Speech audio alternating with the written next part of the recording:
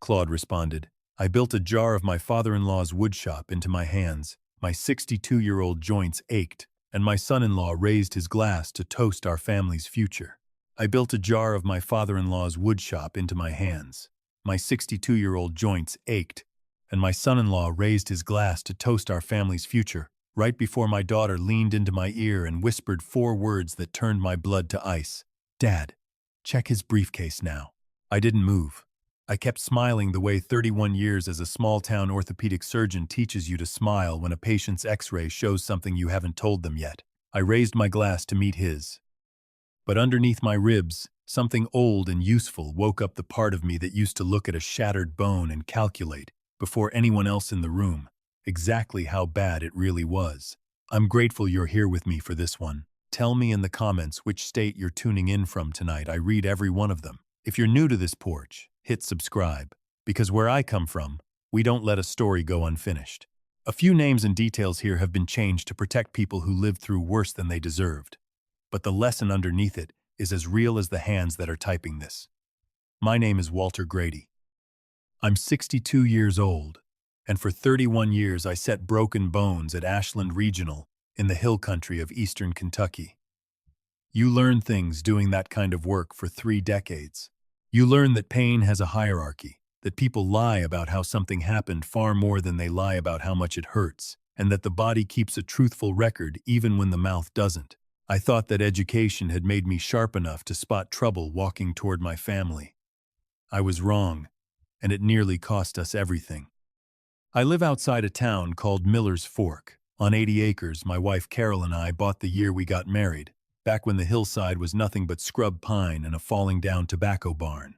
We built the house ourselves, board by board, the summer after my residency. Carol used to say the land didn't belong to us so much as we belonged to it, that we were just the current caretakers of something that would outlast us both. She was a hospice nurse for 26 years, the kind of woman who held more hands in the last hour of life than most people hold in 80 years of living. She passed in the fall of 2023, 11 months after a stroke took most of her left side and, slower and crueler, most of her voice. The last weeks, she couldn't speak in full sentences anymore, but her eyes still worked, still tracked, still understood everything happening around her. Our daughter Renee flew in from Columbus every other weekend and sat by that bed reading her mother the newspaper, the parts about high school football scores and church bake sales, because Carol always said the small news was the news that mattered. Renee is an architect, 33 years old, sharp enough to redesign a hospital wing, and gentle enough to still cry at the end of every movie we ever watched together as a family. Watching her sit helpless at her mother's bedside was one of the hardest things I've witnessed in a life that has witnessed plenty. 3 days before Carol died, she had one clear afternoon. Her right hand found mine on the blanket, and her eyes were steady in the way they'd been steady for 34 years of marriage. She couldn't get out more than a few words at a time, but she got out 2 things that afternoon, and I understood both of them the way you understand your own name. Slow down, she managed. Live. I promised her I would. I told her I'd finally take that early retirement we'd talked about, spend my mornings walking the property instead of walking hospital corridors. Then she squeezed my hand harder, and it took her almost a full minute to get the second thing out, word by word, like she was lifting something heavy. Watch. The money. She looked at me hard when she said it, harder than the exhaustion in her face should have allowed. I asked her what she meant. Money. Whose money? What was there to watch? But she only shook her head slightly, like the effort of explaining further was more than she had left to give, and closed her eyes.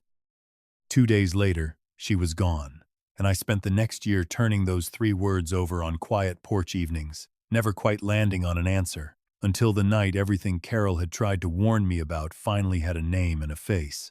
I kept my promise about slowing down. I retired from the hospital the following spring, handed my patient files to a younger surgeon with steadier hands than mine had become, and spent my days walking the property, restoring the old barn, teaching myself to keep bees the way Carol always said she wanted to before she got sick and time ran out. Renee visited often those first months, and we worked mostly in a comfortable silence, sorting through her mother's sewing room, deciding what to keep and what the world could have. Then, on a Tuesday evening in late January, my phone rang while I was at the kitchen table with a cup of coffee gone lukewarm, and Renee's name lit up the screen. She rarely called on weeknights. My chest did the thing it still does. A year and a half after Carol, that half second of dread before I pick up. Hey, sweetheart, everything all right? More than all right, Dad. Her voice had a lightness in it I hadn't heard since before her mother got sick. I met someone. His name was Trevor Ashcombe. 39 years old, she said, and he ran his own investment consulting firm out of Charleston, South Carolina. They'd met at a fundraiser gala for the Children's Hospital where Renee sat on the design committee. He'd complimented her renovation of the pediatric wing with enough specific detail that she knew he'd actually looked at it, not just skimmed a brochure. They'd talked for 2 hours by the dessert table while the band packed up around them. He asked me real questions, Dad. About the work, about why I chose architecture, not just the polite version. She laughed, a real laugh, the kind I hadn't heard from her in over a year. I know it's fast. I just wanted you to know. I told her I was happy for her, and I meant every word of it. But even as I said it, I heard Carol's voice from that hospital bed, slow and deliberate. Watch the money. I asked Renee where he was from originally. Somewhere up north. I think he doesn't talk about it much. Moved to Charleston about 14 years ago to start his firm. Vague. I noted it the way I used to note an inconsistency on an intake form. Filed it away without saying anything else. Bring him up to the farm, I said. We'll have dinner. The relief in her voice when I said it told me she'd been braced for resistance. Trevor Ashcombe arrived on a Saturday in March, driving a clean but not new gray Range Rover, wearing the kind of quarter-zip sweater that photographs well but doesn't try too hard. He was tall, sandy-haired, with an easy handshake and eye contact that landed a beat too perfectly. Dr. Grady, he said. Renee talks about this place like it's sacred ground. He'd looked me up, knew my old title, knew to use it. He walked the property with us, asked sharp, specific questions about the acreage, the mineral rights on the eastern ridge, whether I'd ever considered leasing the timber. Renee walked beside him, watching him the way you watch something you're afraid might vanish if you blink. Over dinner, he talked about his consulting work, advising retirees and small business owners on portfolio restructuring, he said, out of an office near the Charleston waterfront. He described 2 client deals with just enough detail to sound credible and just enough vagueness to be unverifiable. Confidentiality, he said, and it sounded reasonable enough. He never stumbled, never groped for a word. 31 years of reading X-rays teaches you that the truth is usually a little clumsy, a little inconsistent, because nobody rehearses their own life. Trevor Ashcombe had rehearsed his. At one point, his phone buzzed in his jacket. He excused himself, walked to the far end of the porch, turned his back to us. I watched his shoulders pull tight, watched his free hand cut through the air in short, sharp gestures, not the posture of a man soothing a nervous client, but the posture of a man giving orders. When he turned back around and caught me watching, his whole face reset in under a second, easy and warm again. Sorry about that, he said. Clients panicking about a closing. Happens every time. I said I understood. I did not understand. I understood something else entirely. By June, Trevor was a fixture at the farm most weekends. He learned the names of my bee colonies. He helped me reset fence posts along the eastern line without being asked. He sat with me on the porch after dinner and asked about my years at the hospital with a patient, focused attention that either was genuine or had been practiced until the difference no longer showed on the outside. When his parents wanted to drive down from Asheville to meet us, I said yes before I'd fully thought it through. Everett and Diane Ashcombe arrived, dressed the way people dress when they've rehearsed comfort. Nothing about them contradicted anything Trevor had told us.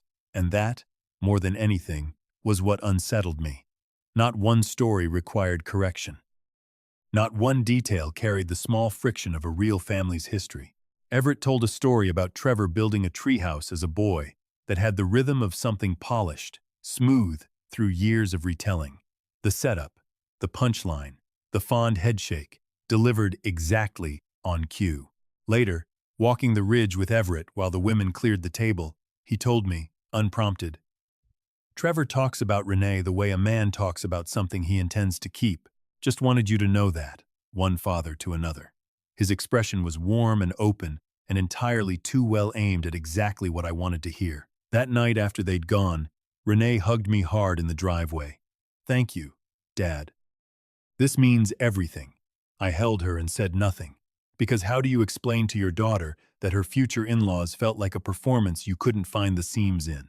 3 weeks before the engagement party, on a Sunday morning, Renee needed to look something up on Trevor's laptop while he was in the shower, a zoning ordinance for a client's build, something she wanted to double-check before Monday. There were 4 tabs open. 3 were unremarkable. The 4th was a PDF titled RG, Asset, Transfer, Memo, PDF. RG, Renee Grady. Her hand was already moving to close it when those 2 letters stopped her cold. She opened it. A summary of my property, the 80 acres, the farmhouse, Carol's late father's mineral rights, on the ridge, my retirement accounts, the whole estate, valued at just over $4 million, laid out with a precision that meant someone had done real research, not guesswork. Below it, a legal memo outlining how a durable power of attorney, executed jointly by a married couple, could authorize a spouse to manage and liquidate assets held under a family trust specifically, assets that would pass to Renee upon my death or incapacitation, structured so a co-executor could act without my direct sign-off once she was married. A timeline in the margin read, execution window 45 days post-ceremony, before probate contest becomes viable. You don't write that phrase for a client. You write that phrase when you're planning to move fast before anyone can stop you. She heard the shower shut off. She closed the laptop. Her hands, she told me later, were shaking so hard she nearly knocked it off the desk. She didn't tell me that night. She carried it alone for nearly 3 weeks, the way you carry something sharp, hoping to find an angle where it doesn't cut. She finally told me the morning after the engagement party, standing in the wet grass at the edge of the pasture, her jaw so tight I could see the muscle working in her cheek. "I kept looking for a reason it wasn't what it looked like," she said. "Maybe it was a template. Maybe his attorney drew it up as some kind of hypothetical." She pressed the back of her hand against her mouth. None of the explanations survived that sentence about the window. You don't write that for a hypothetical, Dad. You write that when you're planning to take something. My chest went cold and hollow. $4 million every year Carol and I had put into that land, into her father's mineral rights, mapped out on a timeline with a 45-day clock. "Why didn't you call me the second you found it?" My voice came out rougher than I meant it to. "Because I was scared I was wrong," she said, tears finally breaking loose. "Because if I accused an innocent man, I'd destroy everything. And I needed to be sure before I said it out loud. Saying it out loud makes it real." "It's real," I told her, my hand on her shoulder, "and we're going to handle it together." The night of the engagement party, my farm looked like the cover of a magazine. 60 guests under string lights strung between the old oaks, a band playing something soft near the barn we'd converted for the occasion, Trevor's arm around Renee's waist while he laughed at something one of her coworkers said. I stood at the edge of the porch with a glass of bourbon I never touched, watching him work the crowd like a man who'd already won and didn't need to say so. I found 10 minutes alone with him near the drink table. "Tell me something," I said, keeping my voice easy. "The mineral rights on the eastern ridge, if a company came in wanting a long-term lease, what would you advise?" Something crossed his face, fast, almost invisible. A man asked a question one layer deeper than he'd prepared for. "I'd want to see the current terms before I said anything specific," he said smoothly, recovering in under a second. "But generally you push for a shorter initial term with escalation clauses, knowledgeable sounding, general enough, never to be tested." I'd watched expert witnesses run that exact maneuver for 30 years, testifying against my medical colleagues. At 8:40, I noted the time out of old habit.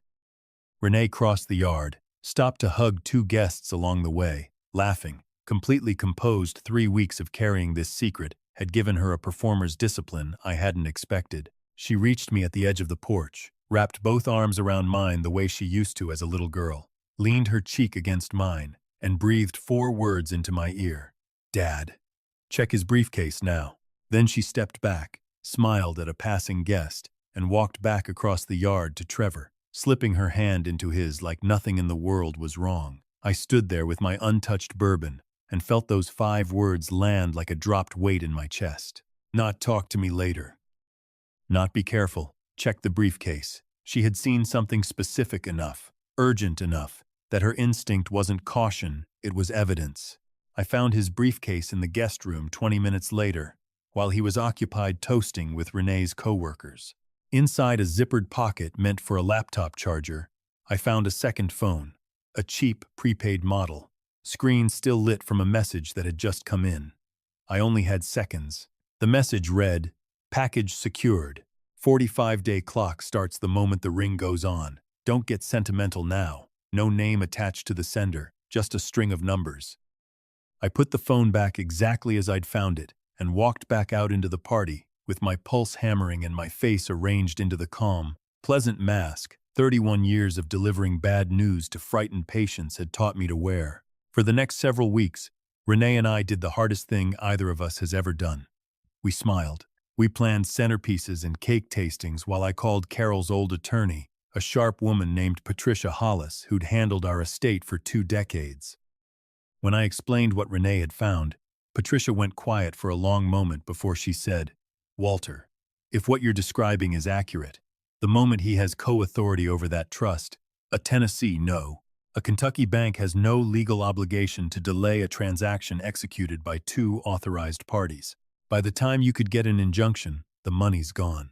She had a contact, she said, a forensic financial investigator named Marcus Feld, who specialized in exactly this kind of thing. Feld took the case within the hour. "Clean digital footprint or genuinely clean?" he asked. After I described Trevor's background, no employment gaps, no old photos, 2 unverifiable LinkedIn endorsements, a professional history that read more like a script than a life. "That's a built identity," Feld said. "Real people have messy histories. This man doesn't." He gave me 3 days on the critical leads. On the second night, Feld called back, his voice careful. "His real name is Curtis Dell. He's done this twice before, under different names, once in Georgia, once in Ohio. Both times, the marriage never made it past the honeymoon before he vanished with everything he could liquidate. One of the families lost their retirement fund. The other lost their home." A pause. "There's something else, Walter." I traced the burner phone number that's been messaging him. "It belongs to a shell account, tied to a man named Foster Bramwell. T. The name landed like a stone dropped into still water, because I knew it. 22 years earlier, I'd sat on the hospital's peer review board that revoked Foster Bramwell's surgical privileges after 3 malpractice claims and a pattern of falsified post-op notes I had personally flagged and testified about. He'd lost his license. He'd lost his practice. He'd sworn, in the hallway outside the review room, that I would regret what I'd done to him. He's been funding Curtis Dell's operation for over 3 years, Feld said. 3 payments, $60,000 each, timed almost exactly to the stages of your daughter's relationship, the meeting, the parents' visit, the engagement. He wasn't just after the money. He was aiming Curtis Dell like a weapon at me, through the person I loved most. He doesn't want the $4 million, I said slowly. No, Feld agreed. He wants to watch you lose your daughter's trust the way you took away his career. The money's Dell's motive. The wreckage is Bramwell's. I called Patricia back that night, and by morning she'd connected me with an FBI financial crimes agent out of the Lexington field office, a sharp, unhurried woman named Agent Renata Cho. "We need evidence that holds in federal court," she told me, not a glimpse of a phone at a party. So Renee and I kept playing our parts cake tastings, seating charts, Trevor's easy laugh at Sunday dinners while Feld and Agent Cho built a case underneath the floorboards of our lives.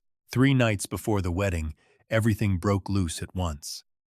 Curtis Dell, sensing something in Renee's carefulness, tried to move early, attempted to access my accounts using forged power of attorney documents Feld had already flagged for the bank. When the transaction failed and bank security called me directly to verify, Dell panicked.